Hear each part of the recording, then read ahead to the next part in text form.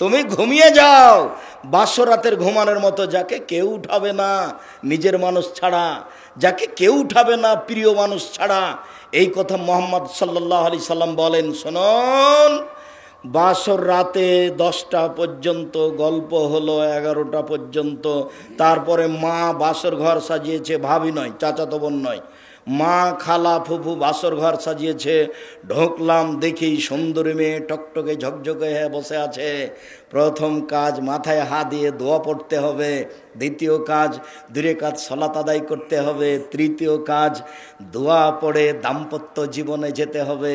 স্ত্রী আপনার, এ কথা ঠিক, তবে আপনার অধিকার নাই অধিকার মুহাম্মদ সাল্লাল্লাহু আলাইহি সাল্লামের। দোয়া পড়তে হবে, বিসমিল্লাহ আল্লাহুম্মা জান্নিবনা শায়তান ওয়া জান্নিবি শায়তান মা রাযাকতানা। এরপরে মিলন। এরপরে কিছুক্ষণ কথা বলতে বলতে রাত 3টা বেজে গেল, ঘুমিয়ে গেলাম। 5টায় আজান হয়ে গেল। তাহলে 5টার সময়তে স্ত্রী বলছে চলো ঘুম থেকে উঠো, সালাত আদায় করতে হবে। তাহলে বাসর রাতে মোটামুটি কতটুকু ঘুমালো? 3টায় ঘুমিয়েছে, 5টায় আজান, তাহলে 2 ঘন্টা। আবার আপনারা বলিয়েন না যে বাসর রাতের সময়সীমা 2 ঘন্টা, নাহলে এটা আবার বিপদ হয়ে যাবে। তার মানে একটা মোটামুটি সময়সীমা 1.5-2 ঘন্টা। তাহলে একটা ভালো মানুষের কবরের সময়সীমা কতটুকু? 1.5-2 ঘন্টা। এই কথা মুহাম্মদ সাল্লাল্লাহু আলাইহি সাল্লাম বলেছেন। অথচ লোকটা কবরে কতদিন থেকে আছে? 5000 বছর থেকে। কতদিন থেকে আছে? 5000 বছর থেকে। একটু ভালো মানুষ হওয়ার চেষ্টা করতে হবে, রাতে কান্নাকাটি করতে হবে, একেবারে কান্নায় লুটে পড়তে হবে। আল্লাহ তাআলা বলছেন পৃথিবীতে হাজারো মানুষ কান্নায় একবারে ভেঙে লুটিয়ে মাটিতে পড়ে, তাদের কান্নার শব্দ তাদের ভীতিকে আরো বেশি করে দেয়। কান্নাকাটি করতে শিখতে হবে।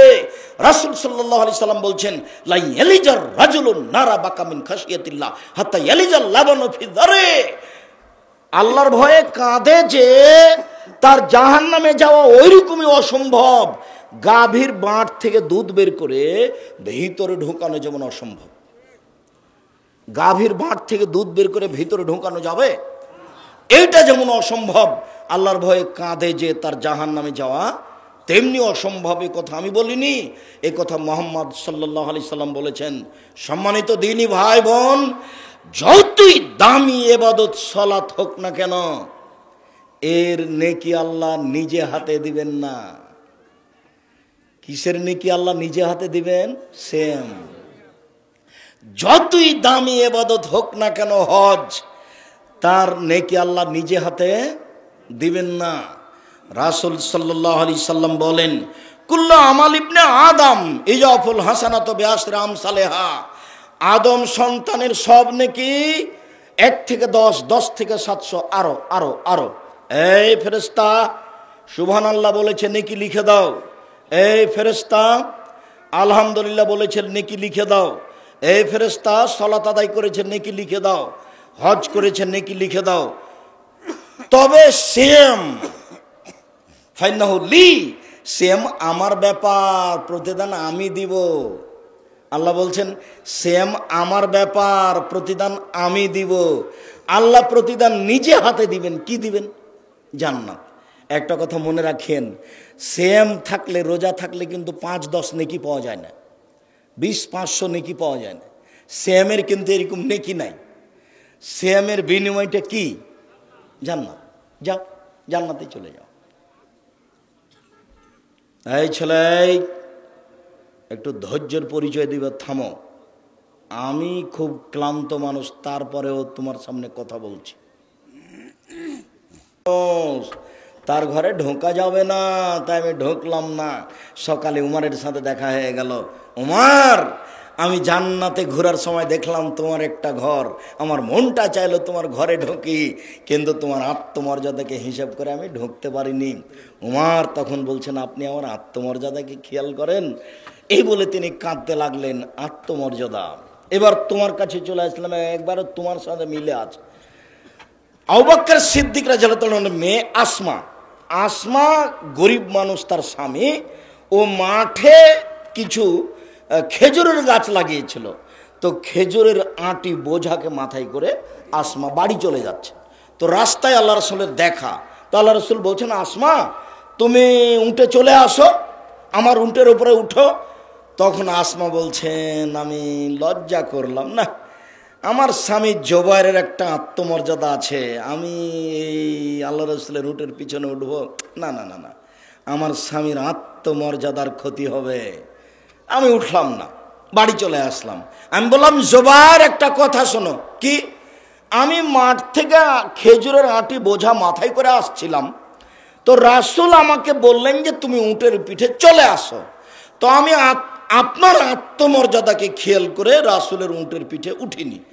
তখন জুবাইর বলছেন, আসমা, রাসূলের উটের পিঠে উঠোনি আমার আত্মমর্যাদাকে রক্ষা করতে গিয়ে, এইটা ভালো। তবে তুমি যে খেজুরের বোঝা মাথায় করে চলে আসো, এটা আমার কাছে আরো বেশি খারাপ লাগে, এতে আমার আত্মমর্যাদা আরো বেশি বাধা দেয়, আমি এটা চাই না। তো তোমার স্বামী, তুমি বাজারে চলে যাও, এর গায়ে ধাক্কা লাগে, আসকারা মাস্কারা মুখে দিয়ে চোখে দিয়ে ঢং ঢং করে ঘুরে বেড়াও, তো তোমার বাপের একটু আত্মমর্যাদাতে বাধা দেয় লাগে না? খারাপ লাগে না? তোমার ভাইকে একটু খারাপ লাগে না? সবাই কি পশু প্রাণী হয়ে গেছে? বোঝে না ওরা অন্তর আছে, বুঝে না। দেখে না ওরা চক্ষু আছে, দেখে না। শোনে না ওরা কান আছে, শোনে না। উলাইকা কালানাম, তারা পশু প্রাণীর মতো, তারা গরু ছাগলের মতো, তারা কুকুর শ্রীলের মতো। তাহলে বাপ চাচার আত্মমর্যাদা হারিয়ে গেছে, এরা কি কুকুর শ্রীলের মতো পশু প্রাণীর মতো হয়ে গেছে? আমরা যদি শুনি যে বউ একদিন রাস্তায় যাচ্ছিল গাড়িতে, আর একজনের গায়ের সাথে লেগে গেছে, তাহলে তো ইন্নালিল্লাহ, অজ্ঞান হয়ে যাবে। আপনাকে একটু খারাপ লাগে না? উপস্থিত বৈঠকের মুসলিম বোন, শুনুন আত্মমর্যাদা। ওয়াইমের বলছেন, আল্লাহর নবী, আমি দেখছি যে আমার স্ত্রীর সাথে একজন অন্যায় করছে, তো কি করব? তখন আল্লাহ রসুল বলছেন, 4 জন সাক্ষী খুঁজবা, নইলে তোমাকে পিটাবো। তখন আল্লাহ রসুল, আমি আমার স্ত্রীর সাথে একজন অশ্লীল কাজ করছে, আর আমি সাক্ষী খুঁজতে যাব? আমার মনে চাচ্ছে ওকে আমি তরবারি দিয়ে মেরে দেবো, ওকে তরবারি দিয়ে মেরে দেব। তখন আল্লাহ রসুল বলছেন, দেখছো উমাইরের আত্মমর্যাদা, তারা একবারে আত্মমর্যাদাতে আঘাত লেগেছে, আমার স্ত্রী অশ্লীল কাজ করছে, সাক্ষী খুঁজতে যাব না, লোকটাকে আগে মেরে দিব। আরে শোনো, ওয়াইমেরের আত্মমর্যাদা যত, আমার আত্মমর্যাদা তার চেয়ে অনেক অনেক বেশি। আমার আত্মমর্যাদা যত, আল্লাহর আত্মমর্যাদা তার চেয়ে অনেক অনেক অনেক বেশি। যখন কোনো মানুষ অশ্লীল কাজ করে, তখন আল্লাহর আত্মমর্যাদাতে খুব আঘাত লাগে। ছি। আমি বললাম, একজন বিবাহ করো, যদি না হয় তা আরেকটা বিবাহ করো, যদি না হয় তা আরেকটা করো, যদি না হয় তা আরেকটা করো, 4 বউ করো। আমি তো বললাম, তারপরে তুমি অশ্লীল কাজ করতে গেলে কেন? ও আদমের ছেলে মেয়ে, যখন তুমি অশ্লীল কাজ করতে যাও, তখন আমার আত্মমর্যাদাতে আঘাত লাগে। এটা কে বলছেন? আল্লাহ। কথাটা বলছেন আল্লাহর নবী। এবার আপনাকে আমি সতর্ক করছি। আবু হুরায়রা রাদিয়াল্লাহু তাআলা আনহু বলেন, রাসূল সাল্লাল্লাহু আলাইহি সাল্লাম বলেছেন, 3 শ্রেণীর মানুষ জান্নাতে যাবে না। 1, মদবেনুল খামর, যারা নিয়মিত বিড়ি, তামাক, জর্দা, সিগারেট, গুল, নেশাদার দ্রব্য খায়, পান করে, তারা জান্নাতে যাবে না। আজ থেকে মাটিয়াটা এলাকায়, সারা গোদাগাড়ি, রাজশাহী, চাঁপাইনবাবগঞ্জ এলাকায় দোকান আর বিড়ি বিক্রি হবে না, সিগারেট বিক্রি হবে না। তুমি কেমন আত্মার বিরুদ্ধে চলতে পারো তা আজকে দেখা যাবে। তুমি যদি এখান থেকে বের হয়ে আবার সিগারেট ধরাও, তাহলে তুমি ধরে না, আমি গরু ছাগলের মতো আমি বুঝেও বুঝি না, আমি পশুর মতো আমি বুঝেও বুঝি না, আমি আসলে মানুষ হয়ে কখন বাদ পড়ে গেছি, মানুষ থেকে আমি কখন বাদ পড়ে গেছি, এটা তো খারাপ।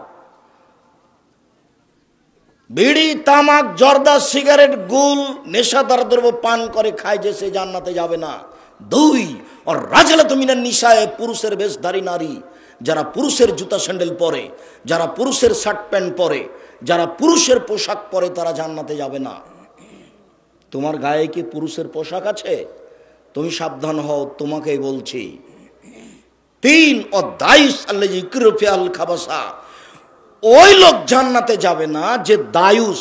দায়ুসকে যে তার বাড়িতে বেহায়াইর সুযোগ দিয়েছে, যার বউ যার মেয়ে নগ্ন পোশাকে চলে স্কুল কলেজে যায়, ও হচ্ছে দায়ুস।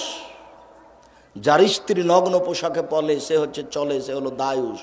এ জান্নাতে যাবে না, এই তিন শ্রেণীর মানুষ জান্নাতে যাবে না। সম্মানিত দিনী ভাই বোন, তাহাজ্জুদ পড়েন, নিজেকে রক্ষা করেন। উপস্থিত বৈঠকের দিনী মুসলিম বোন, আপনাকে আর একটা কথা বলে আমি বিষয়ে ফিরে যাই। এই ছেলে, অল্প সময় ধৈর্যের পরিচয় দিবেন। বাইরে একটু চা খেয়ে আসি, বাদাম খেয়ে আসি, এরকম করবেন না। একটু ধৈর্যের পরিচয় দিবেন। আমি কেসা কাহিনী বলতে আসিনি যে আপনি বাহির থেকে বাদাম কিনে নিয়ে আসবেন আর বাদাম খাবেন আর বসে থাকবেন। আমার একটা বাক্যের মূল্য 1 কোটি টাকা হিসাব করে বসে থাকতে হবে। আর নিজেকে মানুষ মনে করিয়েন, ধৈর্যের পরিচয় দিয়েন। ধৈর্য ঘোড়ার ডিম নয়। ধৈর্য শুধু মুখে বলি, তার অবস্থা কোনোদিন দেখলাম না। ধৈর্য কাকে বলে? বউ রান্না করেছে, তরকারিতে লবণ বেশি দিয়ে দিয়েছে, গালি দিয়ে দিলাম, এটাই কি ধৈর্য? হালবাহে এসে দেখি বউ গরুর নাইন্দে পানি দেয়নি, তখন পিটিয়ে দিলাম, এটাই কি ধৈর্য? ধৈর্য কি জিনিস? ধৈর্য কাকে বলে? ধৈর্য কি শুধু শব্দ, না এর কোনো বাস্তবায়ন আছে? তো আমি কথা বলছি, তুমি ওই বাইরে হেঁটে গিয়ে চা খেতে যাচ্ছ, এটা কোন ধৈর্য? এটা কোন ধৈর্য? ধৈর্যের পরিচয় দিতে হবে একটু, যে ধৈর্য একটা জিনিস যেটা মানুষ বাস্তবায়ন করতে পারে, পশু পারে না। আল্লাহ বলেননি মানুষকে গরু ছাগল, বলেছেন গরু ছাগলের মতো। তার মানে গরু ছাগল কখনোই ধৈর্য ধারণ করতে পারবে না। পারবে কে? মানুষই পারবে। তাই আল্লাহ বলছেন ও গরু ছাগলের মতো। মানুষ গরু ছাগল নয়, গরু ছাগলের মতো। যখনও ধৈর্য ধারণ করে না, তখনও গরু ছাগলের মতো। উপস্থিত বৈঠকের দিনী মুসলিম বোন, একটু শোনেন। রাসূল সাল্লাল্লাহু আলাইহি ওয়াসাল্লাম বলেন, সিলফান মিন আহলিন নার লাম আরাহুমা। 2 শ্রেণীর মানুষ আছে, ওরা জাহান্নামে যাবে, আমি তাদের দেখিনি। 2 শ্রেণীর মানুষ আছে, ওরা জাহান্নামে যাবে, আমি তাদের দেখিনি। 2 শ্রেণীর মানুষ আছে, ওরা জাহান্নামে যাবে, আমি তাদের দেখিনি। এক কওমুন মাহুম সিয়াতুন, 1 শ্রেণীর মানুষ, তাদের হাতে থাকবে লাঠি। 1 শ্রেণীর মানুষ, তাদের হাতে থাকবে লাঠি, কাজ নাবিল বাকারে, গাভীর লেজের মতো। এজরিবুনা বিহান নাস, তারা মানুষকে মারবে। লাঠি থাকবে হাতে, গাভীর লেজের মতো, একদিক মোটা একদিক চিকন, তারা মানুষকে মারবে। এরকম লাঠি থাকে প্রশাসনের লোকের হাতে। এরকম লাঠি থাকে যারা কলেজ বিশ্ববিদ্যালয়ে পড়ে মারামারি করে। এরকম লাঠি থাকে যারা দলীয় দাপট দেখা দেয় যে তাদের হাতে। যাদের হাতে এরকম লাঠি থাকবে, ওরা জাহান্নামে যাবে, ওদের আমি তাদের দেখিনি। 2 নিসাউন, মহিলা, কাসিয়াতুন, কাপড় পরে থাকে, আরিয়াতুন, উলঙ্গ। দেখো তো তোমার কাপড়টা এরকম কিনা। আপনি যে একজন মুসলিম বোন, আপনি যে ছোট ব্লাউজ পরে আছেন, তো এইখান থেকে নিয়ে কবজি পর্যন্ত এটুকু ফাঁকা, এটুকু কি? এটুকু আপনার শরীরের অঙ্গ নয়? আপনি যে ছোট ব্লাউজ পরে আছেন, পেট দেখা যায়, এটুকু কি? এটুকু আপনার শরীরের অঙ্গ নয়?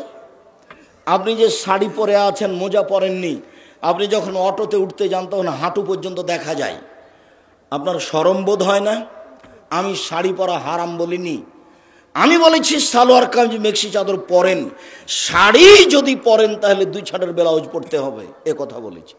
শাড়ি যদি পরে বাড়ি থেকে বের হন তাহলে পায়ের মোজা পরতে হবে।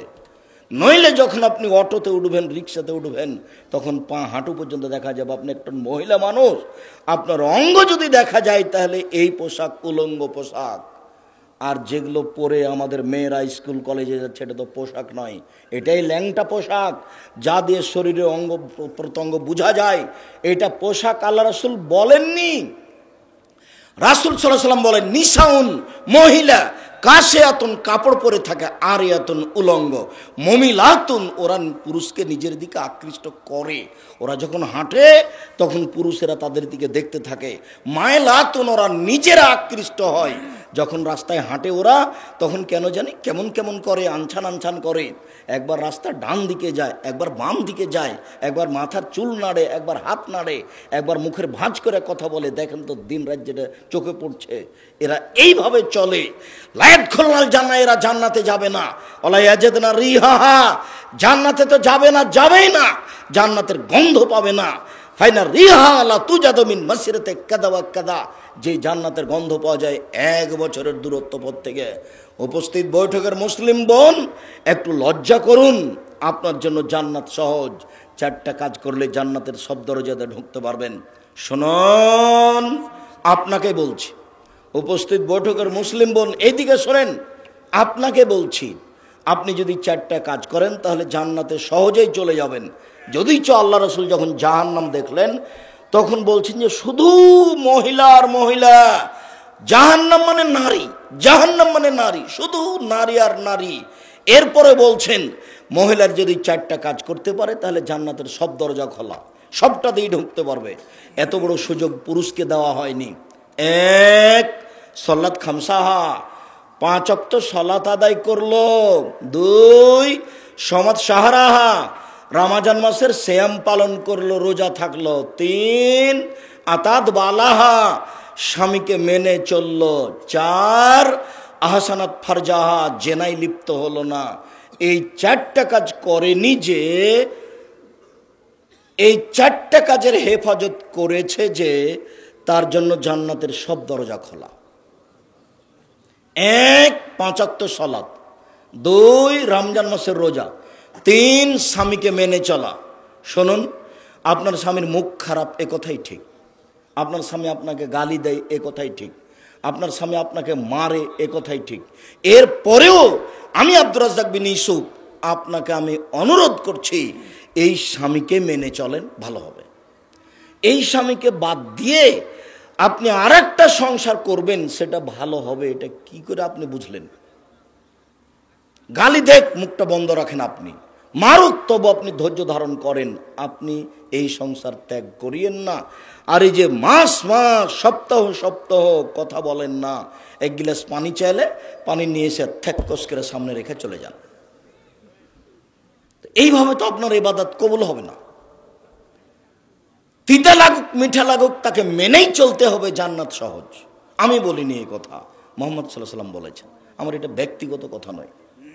4 জেনা, কথার কথা। আব্দুর রাজ্জাক সাহেব, দুঃখিত, আপনাকে তো আমি বলতে পারছি না, আমার ছাত্রী জীবনে জেনা ঘটে গেছে, এখন কি করি?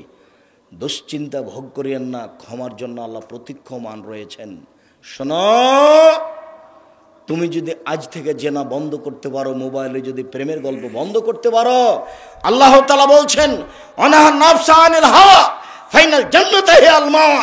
যে ব্যক্তি অশ্লীল কাজ থেকে নিজেকে ঠেকিয়ে দিল, বলে দিল আমি আর কোনোদিন অশ্লীল কাজ করব না, আমি আল্লাহ তাকে জান্নাতুল মাওয়া দিয়ে দিলাম। এই কথা আল্লাহ বলেন। আপনি আজ থেকে অশ্লীল কাজ বন্ধ করেন, জান্নাতের সব দরজা খোলা, আপনি চিন্তা করবেন না। আপনি একটু আল্লাহকে বলেন, আল্লাহ তাআলা বলছেন ইয়াবনা আদম মা দাওতানি ওয়া রাজাউতানি গাফারতু লাকা আলা মা কানা ফিকা ওয়ালা উবালি। এ আদম ছেলে মেয়ে শোনো, আদমের ছেলে মেয়ে শোনো, তুমি যেভাবে ডাকো আমি সেভাবে থাকি, তুমি যেভাবে আশা পোষণ করো সেভাবে আমি পূর্ণ করে থাকি। আদমের ছেলে মেয়ে শোনো, তুমি যেভাবে ডাকো আমি সেভাবে থাকি, তুমি যেভাবে আশা পোষণ করো সেভাবে আমি পূর্ণ করে থাকি। তুমি ক্ষমা চাইলে আমি তোমাকে ক্ষমা করে দেব, আমি পরোয়া করি না তুমি কত বড় পাপী, আমি পরোয়া করি না তুমি কত বড় পাপী, আমি পরোয়া করি না তুমি কত বড় পাপী। আদমের ছেলে মেয়ে শোনো, লাউ বালাগাত যুনুবুকা আনানা সামায়ে, তোমার পাপ বেশি হতে হতে যদি আকাশে লেগে যায়, পাপ আর পাপ, আকাশ জমিন পরিপূর্ণ হয়ে আছে তোমার পাপে, ফাস্তাক ফারতানি, এরপরে যদি আমি তুমি যদি আমার কাছে ক্ষমা চাও, গাফারতু লাকা, আমি তোমাকে ক্ষমা করে দেব। আলা উবালি, আমি পরোয়া করি না তুমি কত বড় পাপী, আমি পরোয়া করি না তুমি কত বড় পাপী, আমি পরোয়া করি না তুমি কত বড় পাপী। আদমের ছেলে মেয়ে শোনো, এই 2টা বাক্য আমি পৃথিবীতে বললাম, বিচারের মাঠে যখন তোমরা সবাই আসবে, তখন আমি আল্লাহ তোমাদের সামনে আবার আসব। আল্লাহ আপনার সামনে বিচারের মাঠে এসে বলবেন, আদম সন্তান শোনো, লা আতাইতানি বিকুরাবিলার যে খাতায়া সুমা লাকিতানি লা তুশরিকু শায়া লা আতাইতুকা বিকুরাবিহা মাগফিরা। আদমের ছেলে মেয়ে শোনো, আজকে বিচারের মাঠে উপস্থিত হয়েছে পাপ নিয়ে, তোমাদের পাপ আকাশ জমিন পরিপূর্ণ হয়ে আছে, পাপ আর পাপ। আমি আল্লাহ তোমাদের সামনে উপস্থিত হয়েছি, তোমার যেই পরিমাণ পাপ আমার সেই পরিমাণ ক্ষমা, তোমার যেই পরিমাণ পাপ আমার সেই পরিমাণ ক্ষমা, তোমার পাপ যত আমার ক্ষমা তত, তোমার পাপ যত আমার ক্ষমা তত, যদি শিরক না থাকে। শেষে একটা বাক্য বললেন, যদি শিরক না থাকে। এটার নাম বাংলাদেশ। ভারত বাংলাদেশে শিরক চলে বিপদ সীমার উপর দিয়ে। এদেশের স্কুল কলেজ শিক্ষা প্রতিষ্ঠান অফিস আদালত কোর্ট কাচারি শিরক দিয়ে ভরা। এদেশের বাড়ি ঘর শিরক দিয়ে ভরা। আপনার মা কুলাতে চাউল ঝাড়ছে, আপনার ছেলে যদি কুলার উপরে চড়ে নেয় তাহলে আপনার মা বলে, কুলাক্ষণে ছেলে কুলাতে পা দিতে হয়, তো কুলাতে পা দিলে কি হবে? এটা বলতে পারে আপনার মা, এখন একটু বিরক্ত করিস না, এটা বলতে পারে, কিন্তু বলছে যে কুলাতে কি পা দিতে হয়, কুলাতে পা দিলে কি হবে? পা দিয়ে কুলা ভেঙে ফেলে দেখ, তাতে কি আছে? এই কথা আপনার মা বলতে পারেন, আপনার স্ত্রী বলতে পারেন, তোরা বিরক্ত করিস না তো কাজ করতে, এটা বলতে পারে। কিন্তু কেন বললো যে কুলাতে পা দিতে হয়, এই কথা কেন বললো? আখাতে চুলহাতে পা দিতে হয় কেন বললো এই কথা? ভাতের পাতিলে পা লেগে গেল, এটা কেমন হয়ে গেল, এটা কেন বললো? গরুকে লাথি মারা যায় কেন বললো? তুলসী গাছ তুলে ফেলা যায় না, এই কথা কেন বললো? হাত থেকে গিলাস পড়ে গেছে, কুটুম্ব আসতে পারে, এই কথা কেন বললো? ঘরের উপরে কাক কাক ডাকছে, কি জানি হতে পারে, বিপদ হতে পারে, আর আত্মীয় স্বজন আসতে পারে, এই কথা কেন বললো?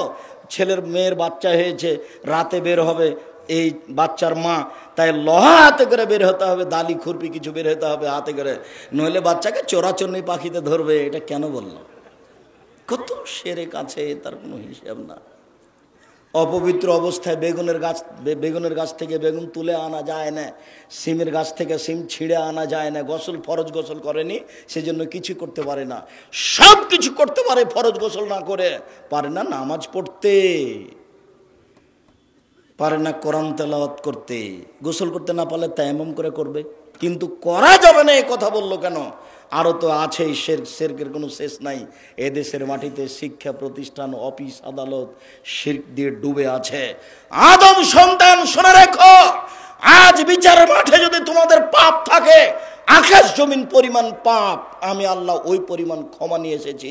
তোমার পাপ যত আমার ক্ষমা তত, তোমার পাপ যত আমার ক্ষমা তত, তোমার পাপ যত আমার ক্ষমা তত, যদি শিরক না থাকে। শিরক খুব বিপজ্জনক বস্তু, খুব বিপজ্জনক জিনিস হলো শিরক। আল্লাহর সাথে শিরক করলে আল্লাহর মানের হানি হয়। সম্মানিত দিনী ভাই বোন, বলছিলাম উপস্থিত দিনী বৈঠকের মুসলিম বোন, আপনার কাছ থেকে চলে আসলাম, আর আপনাকে একটু বলছি, একটু স্বভাবটা পরিবর্তন করেন। শান্তি তৃপ্তি স্ত্রীর কাছে আছে। স্বর্ণ দিয়ে যদি ঘর বানান, মখমল চাদর যদি বিছানা সাজান, এরপরে যদি স্ত্রী না থাকে তাহলে শান্তি তৃপ্তি নেই। ভাত খেলে শান্তি তৃপ্তি নেই, শান্তি তৃপ্তি আছে স্ত্রীর বউয়ের কাছে। শুনুন, মিষ্টি খেলেও শান্তি তৃপ্তি হবে না, শান্তি তৃপ্তি আছে স্ত্রীর কাছে। সব শান্তি তৃপ্তি আল্লাহ স্ত্রীর কাছে রেখে দিয়েছেন, তো তাকে মারেন কি করে? তাকে গালি দেন কি করে? মুখ খারাপ করেন কি করে? কেন বললেন যে তোর বাপের বাড়ি যাব না? কালকেই তুমি তোমার শ্বশুর বাড়ি যাওয়া, আর 12.5 কেজি চাউল কাফারা দিয়ে দেবা। তুমি যে বলেছ আর যাব না, এটার নাম হলো কসম। তোর বাপের বাড়ি আর যাব না, এটার নাম কি? কসম। এখন কি করতে হবে? আজকে যেতে হবে। তো গিয়ে কিভাবে যাব? 1.25 কেজি করে চাউল দিবা 10 জন ফকিরকে, তাহলে কতখানি হলো? 12.5 কেজি হলো না? 10 জন ফকিরকে কত করে দিতে হবে? 1.25 কেজি করে চাউল, তাহলে কতটি হলো? 12.5 কেজি চাউল ফকিরকে দিয়ে আজকে শ্বশুর বাড়ি যেতে হবে। আর শ্বশুর বাড়ির যাব না এরকম রাগ করবেন না। জামাইরা রাগ করে বিবাহের সময়, বলে এইটা হবে না, এইটা হবে না, ঠ্যাং উল্টে দিয়েছে বেকু। আজকে তোমার শ্বশুর বিপদে পড়েছে, আজকে তুমি সহযোগিতা, এত ঢং কেন? এরকম স্বভাব কেন? এসব স্বভাব আমাকে খুব ঘৃণা লাগে, খারাপ লাগে। এটা আপনি কেন করবেন? একটু ভালো হয়ে যান, 5 ওয়াক্ত সালাত আদায় করেন, একটু ভালো হয়ে যান, ভালো হবে। অল্প জীবন, মানুষকে কষ্ট দেওয়ার চেষ্টা করিয়েন না, কাউকে ধমকায় কথা বলবেন না, কাউকে গালি দিয়েন না, কাউকে মারতে যায়েন না, কাউরে একেবারে খেপে জমি জায়গা দখল করতে যায়েন না, মামলা দিতে যায়েন না। মামলা দিবেনই না মানুষের বিরুদ্ধে, যা হচ্ছে হোক। যখন সিলেট কোর্টে মামলা হলো আমার নামে 5,000 কোটি টাকার মামলা। কত টাকার? 5,000 কোটি টাকার মামলা। কেন? আমি নজরুল ইসলামের মানের হানি করেছি। কিভাবে? নজরুল ইসলাম বলেছে মসজিদের পাশে কবর দিও ভাই, এই গুনাহগার কবর আজাব হতে পাইবে রেহাই।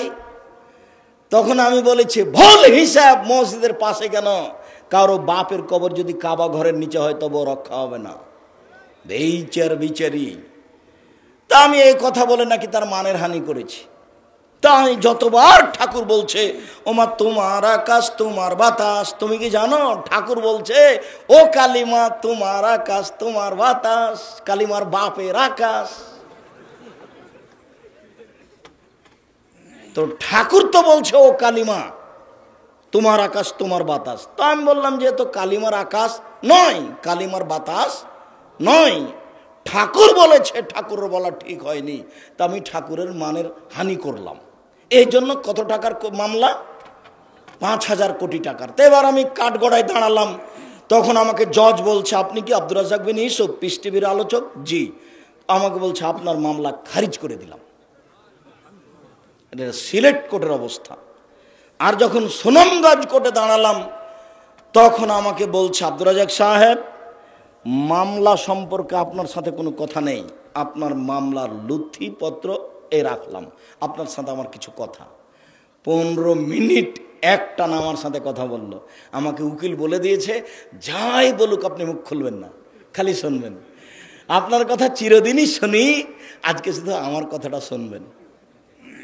ওরা জজ, ওদের ক্ষমতা অনেক বেশি, যেটা বলবে সেটাই। অতএব আপনি মুখ খুলবেন না, আজকে খালি আমার একটা কথা শোনেন, মুখ খুলবেন না। তো 15 মিনিট যা বললাম আমি শুধু তাই শুনতেই থাকলাম। তারপরে বললেন যে আপনার আমি কি এটাকে বলেন জামিন মঞ্জুর করলাম। ও একথা বললো না যে মামলা খারিজ করলাম, একথা বললো না, জামিন মঞ্জুর করলাম। তারপরে যে কি হয়েছে আর যাওয়া লাগে না।